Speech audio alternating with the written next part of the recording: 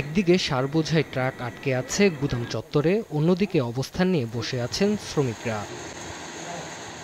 পঞ্চগড়ের বোদা উপজেলার দনিপাড়া এলাকায় বাংলাদেশ কেমিক্যাল ইন্ডাস্ট্রিজ কর্পোরেশন বিসিআইসির বাফার গুদামে 10 দিন ধরে বন্ধ রয়েছে সার লোড আনলোড কার্যক্রম। প্রতি মেট্রিক টনে 78 টাকার পরিবর্তে 110 টাকা মজুরি দাবি করে কর্মবিরতি পালন করছেন শ্রমিকরা। ঊর্ধ্বমুখী বাজারে হিমশিম খাওয়ায় মজুরি বাড়ানোর দাবি তুলেন তারা। যে রেটে কাজ করতেছি 300 টাকা পড়ে না সারাদিনে, আমাদের কোনোদিন 150 টাকা হয়। এভাবে কি আমাদের সংসার চলবে? আমাদের দাবি 110 টাকা লাগবে আমাদের, এটার 110 টাকা যদি ঠিকাদার সুরা দেয় তাহলে আমরা কাজ চালু করবো, আর না হলে যদি সে স্বীকার না করে লোড আনলোড বন্ধ থাকবে।